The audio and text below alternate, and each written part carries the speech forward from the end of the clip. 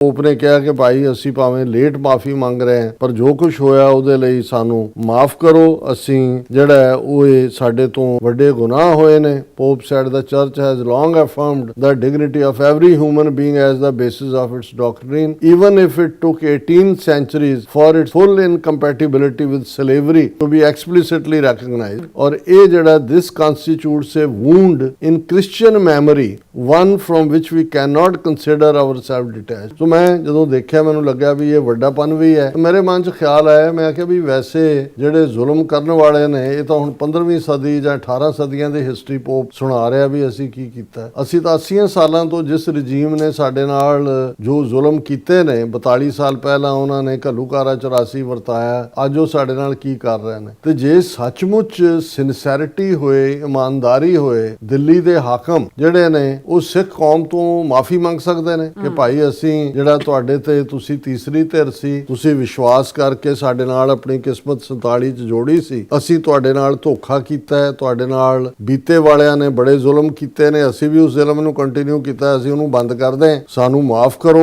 ਅਸੀਂ ਤੁਹਾਡੇ ਹੱਕ ਤੁਹਾਨੂੰ ਦਿੰਦੇ ਹਾਂ, ਤੁਸੀਂ ਇੱਜ਼ਤ ਆਜ਼ਾਦੀ ਦੇ ਨਾਲ ਜਿਹੜਾ ਉਹ ਆਪਣੇ ਮੁਲਕ ਦੇ ਵਿੱਚ ਜਿਹੜਾ ਉਸ ਨੂੰ ਅੱਗੇ ਲੈ ਕੇ ਜਾਓ, ਤੁਸੀਂ ਸਾਡੇ ਗੁਆਂਢੀ ਹੋ, ਅਸੀਂ ਜਮਨਾ ਪਾਰ ਤੁਹਾਡਾ ਸਾਥ ਜਿਹੜਾ ਤੁਹਾਡੇ ਗੁਆਂਢ ਚ ਹੋਵਾਂਗੇ। ਕਿੰਨਾ ਔਖਾ ਕੰਮ ਹੈ। ਅੱਜ ਤੱਕ ਵੀ ਨਾ ਜੂਨ 84 ਨਾ ਨਵੰਬਰ 84, ਹੁਣ ਜੇ ਕੋਈ ਇਹ ਕਹੇ ਜੀ ਦੇਖੋ ਜੀ ਉਹ ਮਾਫੀ ਮੰਗ ਲੈਣਗੇ ਤੇ ਹਾਲਾਤ ਨਾਰਮਲ, ਹੁਣ ਇਹ ਨਹੀਂ, ਹੁਣ ਇਹਨਾਂ ਦੇ ਨਾਲ ਰਹਿਣਾ ਨਹੀਂ ਹੈ ਸਿੱਖਾਂ ਨੇ,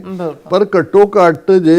ਸਦੀਆਂ ਬਾਅਦ ਪੋਪ ਵਰਗੇ ਜਿਹੜੇ ਨੇ ਉਹ ਬੀਤੇ ਨੂੰ ਜਿਹੜਾ ਉਹ ਕਲੰਕ ਆਪਣਾ ਧੋਣਾ ਚਾਹੁੰਦੇ ਨੇ, ਤੇ ਘੱਟੋ ਘੱਟ ਭਾਰਤ ਦੇ ਹਾਕਮ ਜਿਹੜੇ ਨੇ, ਬਾਕੀ ਮੁਲਕ ਕਿੰਨਾ ਇਹਨਾਂ ਕੋਲ ਬਚ ਜਾਂਦਾ। ਤੁਸੀਂ ਜਾ ਕੇ ਜਮਨਾ ਪਾਰ ਆਪਣਾ ਜਿਹੜਾ ਉਹ ਭਾਵੇਂ ਗਣੇਸ਼ ਦੀ ਪੂਜਾ ਕਰੋ, ਭਾਵੇਂ ਸੱਪਾਂ ਨੂੰ ਦੁੱਧ ਪਿਆਓ, ਭਾਵੇਂ ਹਾਥੀ ਦੀ ਸੁੰਡ ਦੇ ਉੱਤੇ ਹਾਰ ਰੱਖ ਕੇ ਜਿਹੜਾ ਉਹਦੀ ਪੂਜਾ ਕਰੋ, ਕੌਣ ਰੋਕਦਾ? ਸਾਨੂੰ ਤੁਸੀਂ ਦਰਿਆਏ ਜਮਨਾ ਤੋਂ ਵਾਘਾ ਤੱਕ ਜਿਹੜਾ ਸਾਡਾ ਮੁਲਕ ਹੈ ਉਹਨੂੰ ਮਾਫੀ ਮੰਗੋ ਸਿੱਖ ਕੌਮ ਤੋਂ, ਉਹਨੂੰ ਲਿਬਰੇਸ਼ਨ ਦਿਓ।